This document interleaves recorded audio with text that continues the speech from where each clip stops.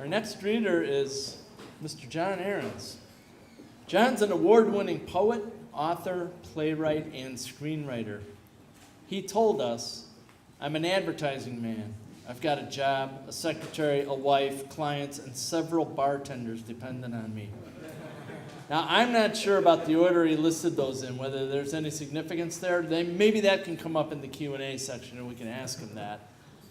He has a degree in journalism from Iowa State. He was invited to the Blacklist Screenwriting Labs in Las Vegas, and his screenplay Trice is the most downloaded script on the Blacklist website.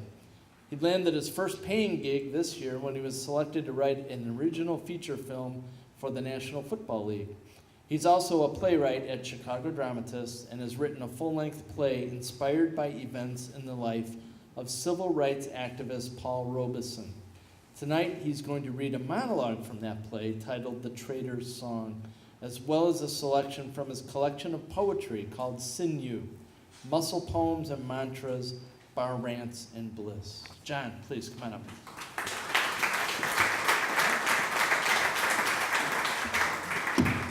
Thank you, Kevin. And that quote about the bartenders and all, that's right.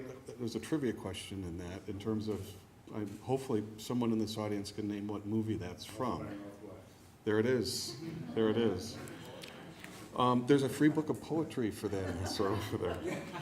Well, thank you very much, Ann and Kevin, for having me back to be here with writers that we've just heard that are fantastic, but also for an audience on a Sunday night in a great place to be. And I've got the one monologue and then 3 poems. The setup, Paul Robeson. How many people know who he is? Wonderful. Okay.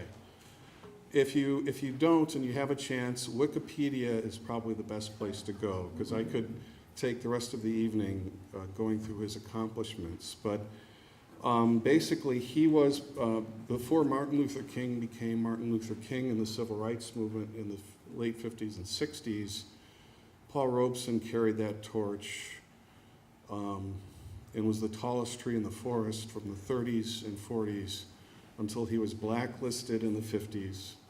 His passport pulled, so he couldn't travel and make a living.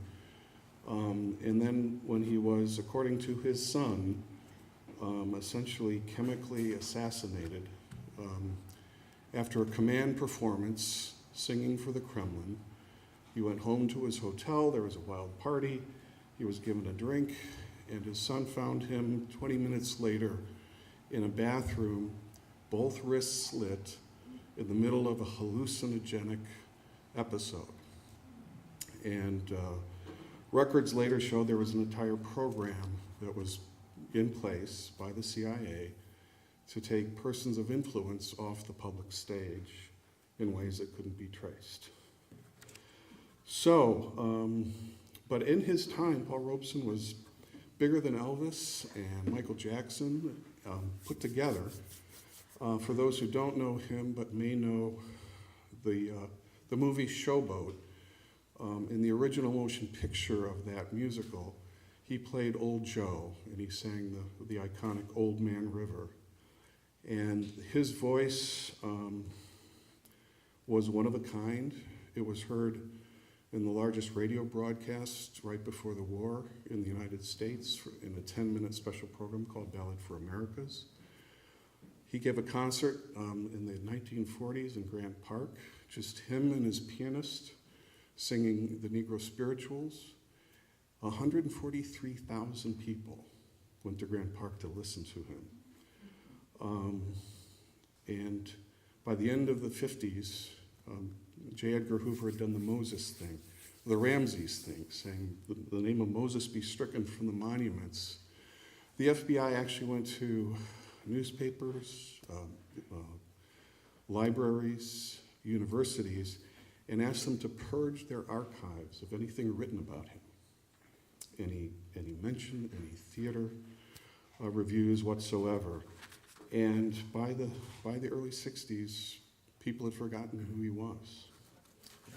So the The play that's inspired by all of this takes place in a London psychiatric hospital where Robeson stayed for 2.5 years and was receiving extensive electroshock treatment as well after this episode, further incapacitating him in hindsight. And in the play, it's pretty much a two-hander about a young psychologist or psychiatrist who comes in who doesn't know who he is and gradually tries to Humpty Dumpty him back together with his memory. And this monologue is from the midpoint where, in a period of very lucid remembering, he recounts one of the highlights of his career at the Hollywood Bowl. So, there's another problem here. Obviously, I'm not an actor. I just get to write the words, and the actors get to.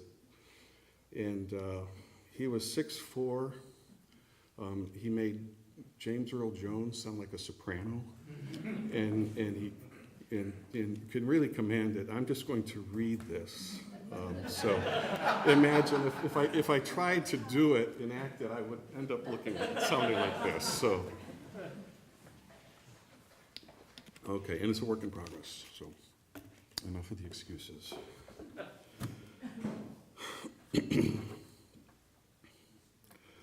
Standing on the stage of the Hollywood Bowl, the rows and rows of seats fan out and up like the bones of a bird's wings, a giant bird, a condor as big as California itself. And above the last row of seats, the Hollywood Hills are a jagged rampart of dark cliffs like a castle wall. I sang 5 concerts there in 5 nights, all of them sold out, standing room only. I can't say I don't appreciate the rush of applause from a full house. It flows and washes past you, rushing up the inside walls of the band shell, up and over, and then it crashes right down on top of you. It's an astonishing feeling to be rocked by something that powerful, as if it could lift and part the hills themselves. But the power of those ovations didn't come close to the one I'd received earlier on the first day. It was during the sound check. I was singing to an empty bowl, except for the cleaning crew, the broom squad.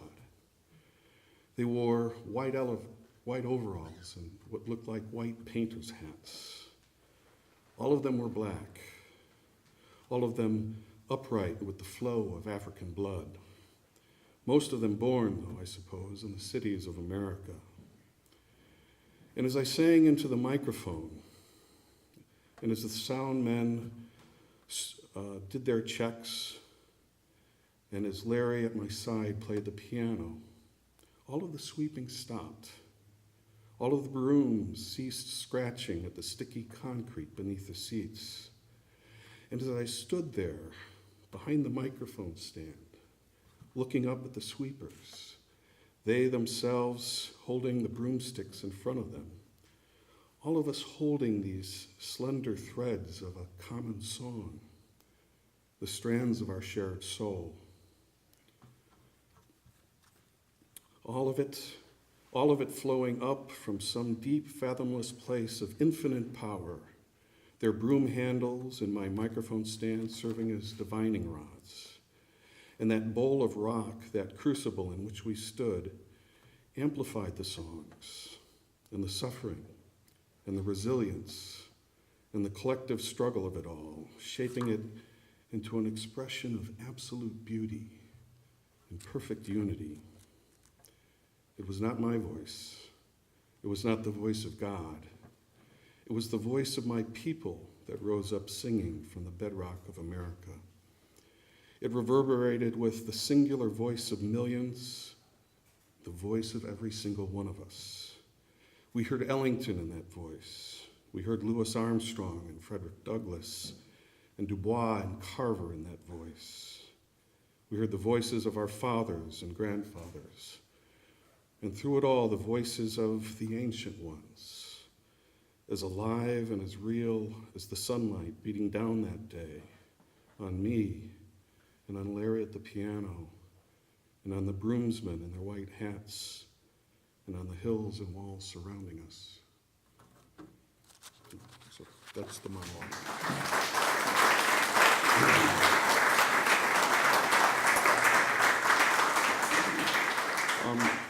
In that play, it's called The Trader's Song, and it is imaginative. So the great man, Paul Robeson's name is not used. It's just the patient, because obviously no one knows what went on inside.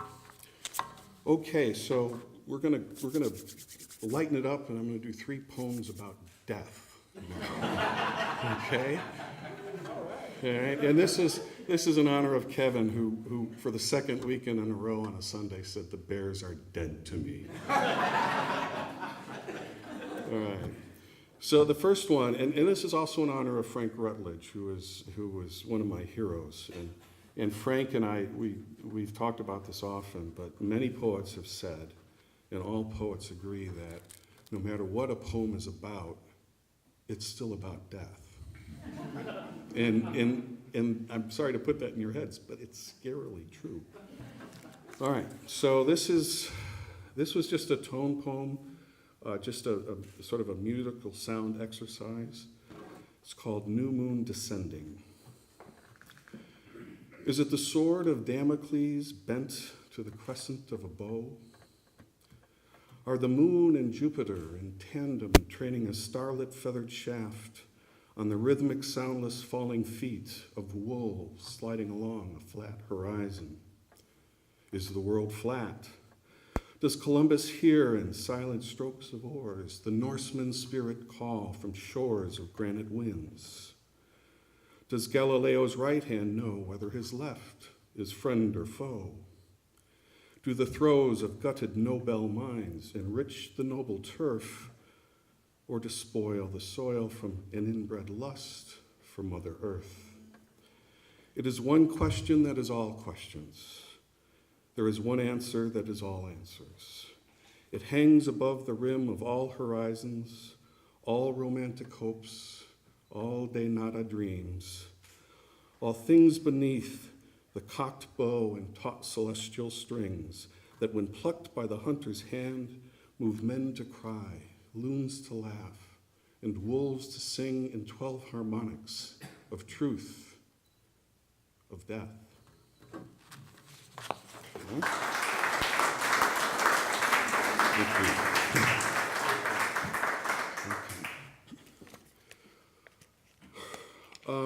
We've had some great works already here, talking about some of the horrors of war, the somewhat really slippery, crappy stuff around war with arms dealing.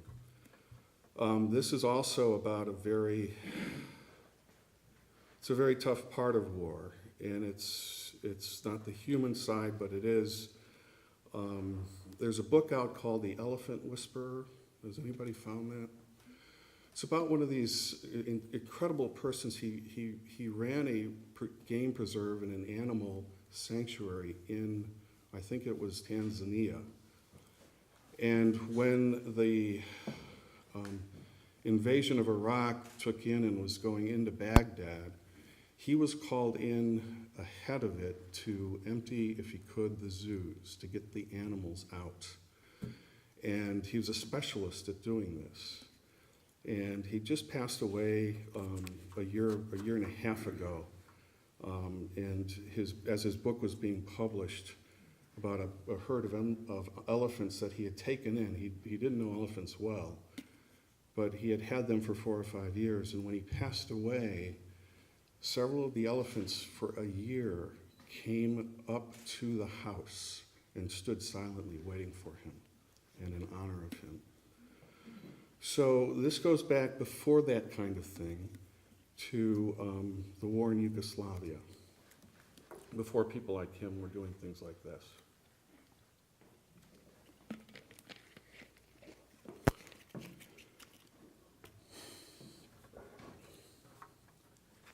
This is called The Last Bear.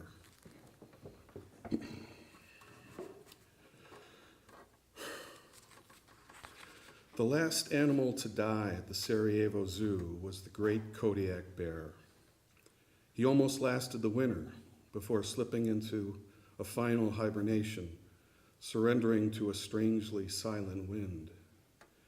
In that wind, there was nothing sweet or suggestive of spring, only the smell of burning earth and dry snow, and nothing that held the promise of nourishment.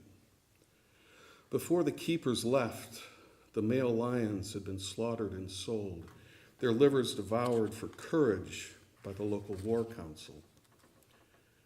They say that starvation is the most silent death of all.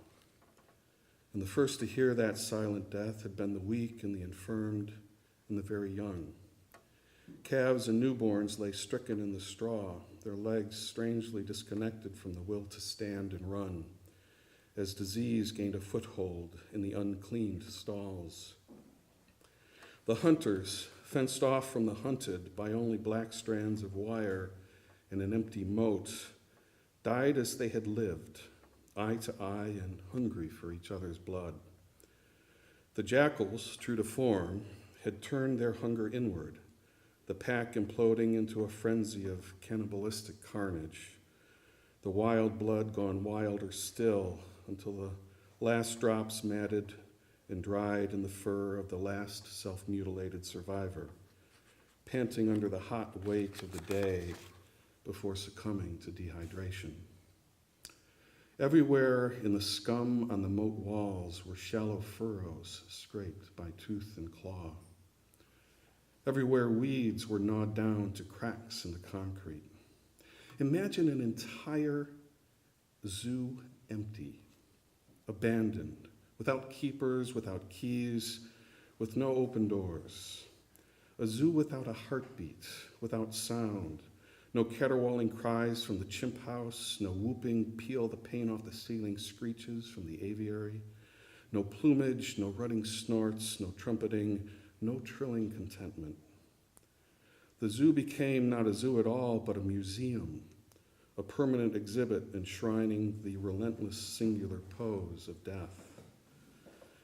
In water troughs, the rainwater runoff gathered old leaves, trickled around the ends of twigs, and slipped through the brown gaps between a dead monkey's teeth.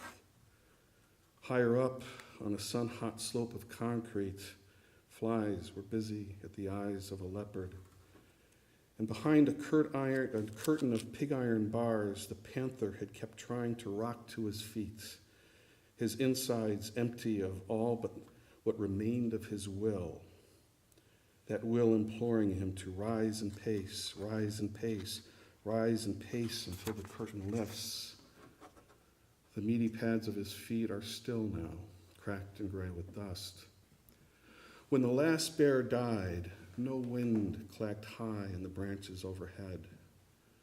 When the last bear died, no outstretched hands bloomed with cotton candy or tossed soft white offerings of sweetness and peace.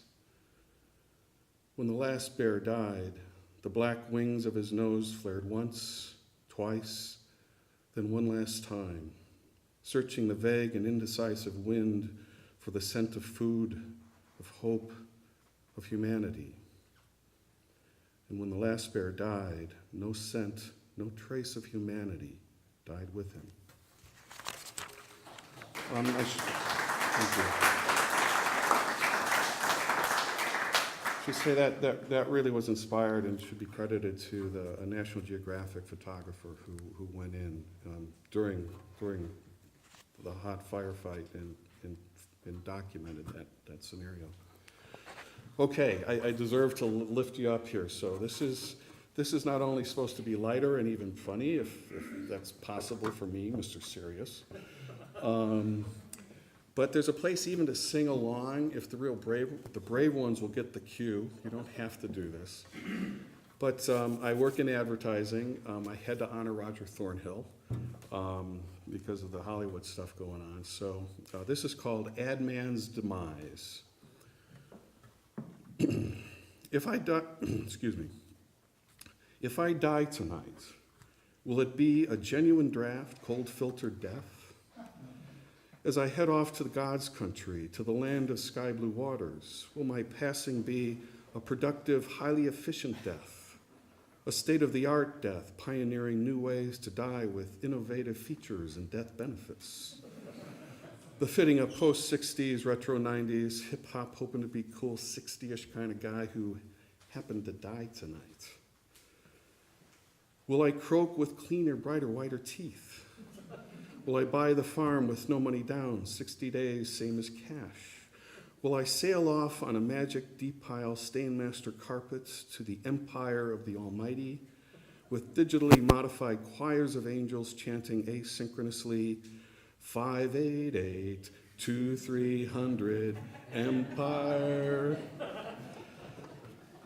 Or will mine be a boring death? Will my obituary run short and bleak next to ads for mink coats draping the shoulders of impossibly long-legged models?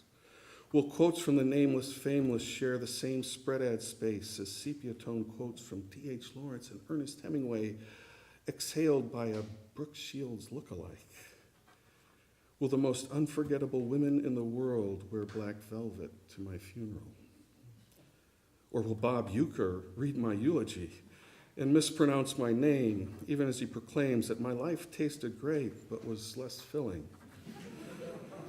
Will I be cool in death, kicking the bucket, surrounded by white teeth and bathing suits, bikini babes bearing silver buckets of silver bullet beer? Will John Belushi lookalikes tumble down the center aisle of white lies that was my life, while a bimbo blowing bird out of a prop master's sax hits the high notes of angst that were my youth? Will Joe Camel wink at my widow while offering my oldest kid a smoke? Will I die a long death, or will death and I just do it? Because we gotta have it, because we deserve a break today from this freeze-dried death of a life, this life with lifeless color because it wasn't printed on Kodak paper. Will my death be the real thing, or will I just die a vapid death, a silent electronic click of the remote and simply turn off? Or will my batteries be shot? The batteries, alas, batteries no bunny in a pink pompadour and shades would ever buy. And when I die, will this poem keep going and going and going? Thank you very much.